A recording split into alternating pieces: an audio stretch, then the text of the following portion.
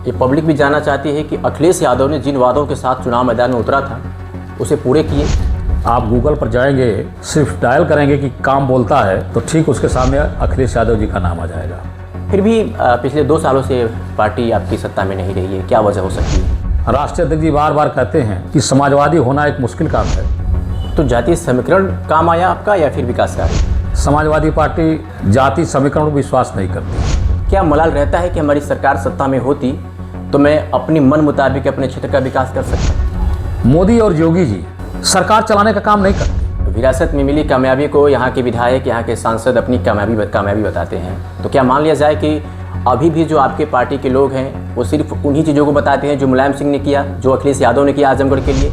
और उम्मीद है कि 2027 में हम लोग सरकार बनाएंगे। आजमगढ़ के पूर्व सांसद दिनेश लाल यादव कहते हैं कि आजमगढ़ में जो कुछ भी हुआ है वो हमारी सरकार में हुआ है और हम अपने कार्यकाल में जब हम सांसद थे तब कराया गया है। समाजवादी पार्टी के विधायकों ने कुछ नहीं किया है, विकास के नाम पर सिर्फ ठगाया आजमगढ़ को। नमस्ते, मैं अरविंद और आप देख रहे हैं द पब्लिक रिपोर्टर। हमारा खास कार्यक्रम पॉडकास्ट में हमारे साथ मौजूद है विधानसभा मुबारकपुर के विधायक समाजवादी पार्टी से अखिलेश यादव। जानेंगे इस पूरे पॉडकास्ट के दौरान कि इन्होंने अभी तक किया क्या और फिर क्या मुद्दे होंगे जो चीज़ को लेकर के ये फिर पब्लिक के बीच में जाएंगे। स्वागत है सर आपका इस पॉडकास्ट में। बहुत बहुत धन्यवाद। आपके सामने अपोजिशन में 2022 में अरविंद जायसवाल, जैसा कि मैंने बताया कि आपके सामने थे, तो मैं ये जानना चाह रहा था कि क्या वो राजनीतिक समीकरण था जिससे आपने उनको मात दिया था या फिर कोई आपकी पार्टी के विकास कार्य जो बेहद कार्य थे, क्या वजह थी जिसे आपने उनको मार दिया था? जो 2022 का पिछला चुनाव था, पूरे उत्तर प्रदेश के अंदर बदलाव की बयार चल रही थी और लोगों का रुझान माननीय अखिलेश यादव जी को मुख्यमंत्री बनाने का था। दूसरा, एक लंबे समय से समाजवादी पार्टी के कार्यकर्ता के रूप में राजनीतिक और सामाजिक सेवाएं मेरी भी जनता के बीच में हैं। तो जनता ने मुझे मौका दिया, अवसर दिया, आशीर्वाद दिया, तो मुझे विधानसभा में जाने का मौका मिला। तो जातीय समीकरण काम आया आपका या फिर विकास कार्य? समाजवादी पार्टी जाति समीकरण पर विश्वास नहीं करती है। समाजवादी पार्टी सिद्धांत और असूलों की पार्टी है।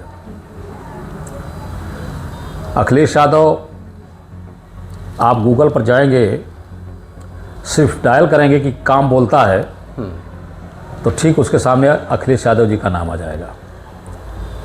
तो अखिलेश यादव जी का विकास का जो विजन है, जो उनका दृष्टिकोण है और उत्तर प्रदेश को आगे बढ़ाने में जो उन्होंने अपने शासनकाल में काम किया है, जो योगदान दिया है, उसको उत्तर प्रदेश की जनता आज भी मानती है और आज भी उनके उसी विकास के विजन पर ही काम होना है, चुनाव होना है। दूसरा ये है कि सामाजिक समरसता, सौहार्द, संवैधानिक दृष्टिकोण, लोकतंत्र में विश्वास, ये समाजवादी पार्टी की मूल अवधारणा है। हम डॉक्टर राम मनोहर लोहिया, श्रद्धेय नेताजी मुलायम सिंह यादव, जयप्रकाश नारायण के लोग हैं और समाजवादी सिद्धांतों पर राजनीति करते हैं। जाति के नाम पर और धर्म के नाम पर नफरत की दीवार हम नहीं बनाया करते। हम हिंदू, मुस्लिम, सिख, ईसाई आपस में सब भाई भाई की राजनीति वाले लोग हैं। तो जाति और धर्म के आधार पर नहीं, प्रदेश के विकास के नाम पर, नौजवानों में रोजगार के नाम पर, महिलाओं, बेटियों की शिक्षा को बढ़ाने के लिए लैपटॉप वितरण के नाम पर, यातायात सुविधाओं को आगे बढ़ाने के लिए एक्सप्रेसवे के नाम पर, शहरों में मेट्रो के नाम पर, किसानों के लिए किसान बीमा योजनाओं के नाम पर, दुर्घटना बीमा, तमाम जनहित की योजनाएं जो समाजवादी पार्टी की सरकार में चली थी, हम उनके बल पे चुनाव के मैदान में जाते हैं। जिनके पास जनता के लिए कुछ करने को नहीं होता है, वो लोग जाति और धर्म की राजनीति करते हैं। समाजवादी पार्टी जाति और धर्म की राजनीति तमाम आपने सारी बातें बताई कि महिलाओं के मुद्दों को लेकर के, युवाओं की बातों को लेकर के, उनके भविष्य को लेकर के हमारी पार्टी चिंतित रहती है। जातीय समीकरण हमारा कोई मतलब नहीं रहता। समाजवादी पार्टी हमेशा विकास के मुद्दों पर कार्य करती है और यही वजह है कि हम लोग जाते हैं और जीत जाते हैं। फिर भी पिछले 2 सालों से पार्टी आपकी सत्ता में नहीं रही है, क्या वजह हो सकती है? वजह साफ है। राष्ट्रीय अध्यक्ष जी बार बार कहते हैं कि समाजवादी होना एक मुश्किल काम है और फिरकापरस्त होना बड़ा आसान है। देश के अंदर राजनीति में मोदी और योगी के प्रादुर्भाव के बाद सिनेरियो बदला है और सांप्रदायवाद, फिरकापरस्ती, जातिवाद की जड़ें नीचे तक गई हैं और पूरे देश के अंदर हिंदू मुसलमान के नाम पर नफरत का माहौल तैयार कराया गया है और लोकतंत्र और संविधान में विश्वास भारतीय जनता पार्टी को नहीं है। आपने देखा होगा मोदी और योगी जी सरकार चलाने का काम नहीं करते। अच्छा। ये केवल और केवल चुनाव लड़ने का काम करते हैं। 5 साल तक लगातार कैसे विरोधी पार्टी के लोगों को ठीक किया जाएगा,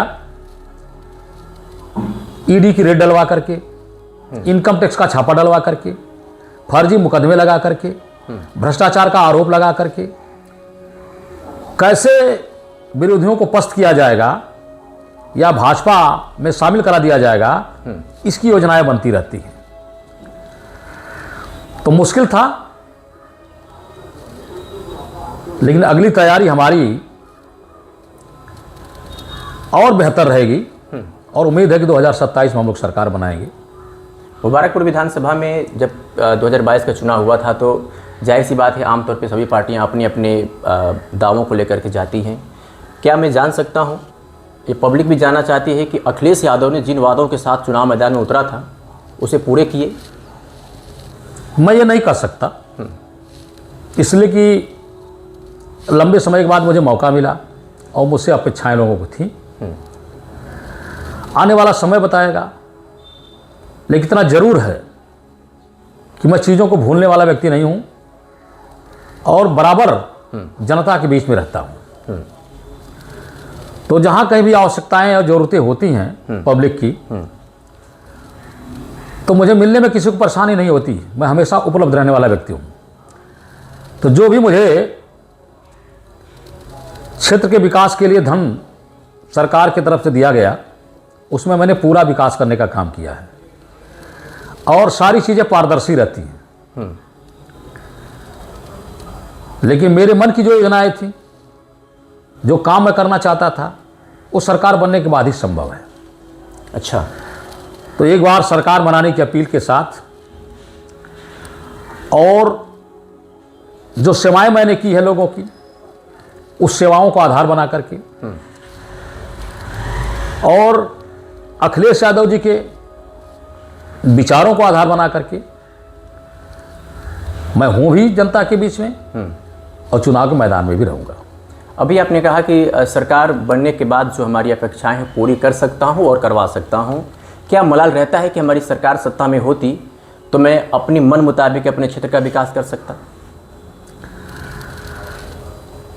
जब उत्तर प्रदेश के मुख्यमंत्री हुआ करते थे आदरणीय श्री अखिलेश यादव जी, मैं विधायक नहीं था, लेकिन मेरे क्षेत्र में तमाम विकास के काम हुए। आज बिजली की जो थोड़ी बहुत सुविधाएं प्राप्त हो रही हैं, 132 केवीए का बिजली घर उस सपा सरकार में बना। किसानों के लिए गन्ना की फसल की सुविधाएं अगर प्राप्त हुई तो 400 करोड़ रुपया अखिलेश यादव जी देके चीनी मिल का पुनर्निर्माण कराया था। 15 करोड़ रुपए का बुनकरों के लिए विपणन केंद्र बनाया गया था। लगभग 24-25 करोड़ रुपया खर्च करके मुबारकपुर बस स्टॉप का निर्माण कराया गया था। न जाने कितने गांवों में ट्रांसफार्मर बदले गए थे, क्षमता वृद्धि की गई थी, उनकी नई लाइनें बनाई गई थी। तो मैं ये कह सकता हूं कि मुबारकपुर में सपा सरकार में जो विकास हुआ वह विकास पिछले 10 सालों से लगभग ठप है। उस गति को आगे बढ़ाने के लिए